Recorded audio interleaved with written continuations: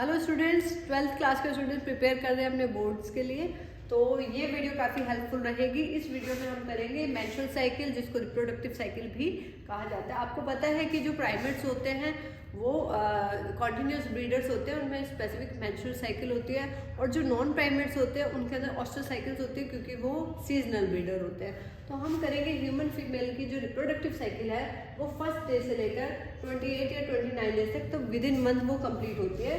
तो first 5 days या 7 days तक रहेगा मेंस्ट्रुअल टाइम, जिसमें रहेगा ब्लीडिंग फेज। उसके बाद 7 के बाद 8 से लेकर आप कहेंगे 14 तक रहेगा प्रोलिफरेटिव फेज। 14th डे में ओवल्यूशन होगा। अभी तक क्या चेंजेस यहाँ पे हुए, यूट्रस की अंदर वाली लाइनिंग में आपको दिख रहा है ये एंडोमेट्रियम है। ये कौन सी लाइनिंग है? इनर मोस्ट लाइनिंग है एंडोमेट्रियम। ठीक है, ये लाइनिंग देखिए थिक होती चली जा रही है, लास्ट तक ये थिक हो जाएगी।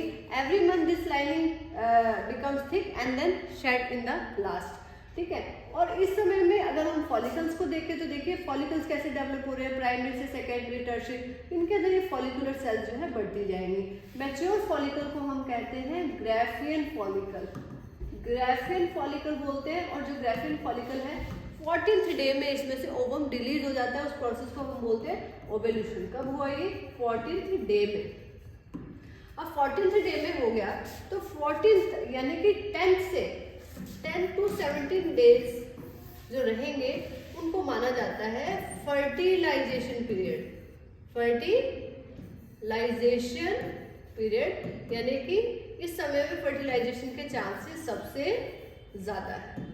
ठीक है, और वहीं अगर हम बात करें जब ग्राफियन फॉलिकल खाली हो जाता है ओवल्यूशन के बाद, तो उससे बनती है कॉर्पस ल्यूटियम, जो कि एक yellow coloured temporary endocrine gland है। टेम्परेरी एंडोक्राइन ग्लैंड, इसको टेम्परेरी एंडोक्राइन ग्लैंड क्यों कहा जाता है? क्योंकि इससे रिलीज होता है कौन सा हार्मोन? प्रोजेस्टेरोन।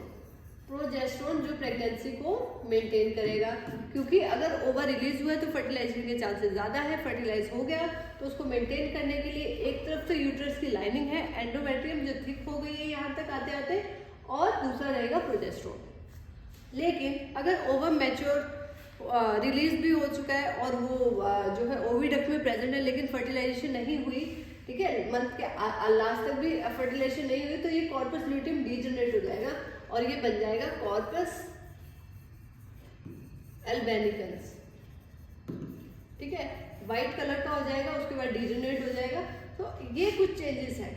हार्मोनल चेंजेस की बात करेंगे तो जो फॉलिकल स्टिमुलेटिंग हार्मोन है और ल्यूटिनाइजिंग हार्मोन है, गोनाडोट्रोपिन्स कहा जाता है, दोनों का लेवल बढ़ेगा ओवल्यूशन के समय में, दोनों का लेवल हाई होगा। दूसरा है हार्मोन है यहाँ पे एस्ट्रोजन एंड प्रोजेस्टेरोन। प्रोजेस्टेरोन का लेवल बढ़ेगा जब कॉर्पस ल्यूटियम बन जाएगा, क्योंकि वो प्रेगनेंसी को मेंटेन करता है। उससे पहले ओवल्यूशन के समय में कौन से हार्मोन का जो पीक ज्यादा होगा, तो वो है एस्ट्रोजन। सो ये है हमारे रिप्रोडक्टिव साइकिल, मेंस्ट्रुअल साइकिल, जो 28 to 29 डेज तक रहती है। ध्यान रखेंगे 10 to 17 डेज को फर्टिलाइजेशन पीरियड बोलते हैं, 40th डे को ओवल्यूशन पीरियड बोलते हैं। और अगर हम बात करें 14th डे तक फॉलिकल की डेवलपमेंट होगी, 14th डे में ओवल्यूशन होगा, उसके बाद एम्प्टी ग्राफियन फॉलिकल से बन जाएगा कॉर्पस ल्यूटियम, जो कि एक टेम्परेरी येलो कलर की एंडोक्राइन ग्लैंड की तरह काम करेगी, प्रोजेस्टेरोन रिलीज करेगी। सो आप चेंजेस देखिए, हार्मोनल क्या चेंजेस आ रहे हैं, फॉलिकल में क्या चेंजेस आ रहे हैं, किस तरह के स्ट्रक्चर्स बन रहे हैं before evolution and after evolution, ovulation.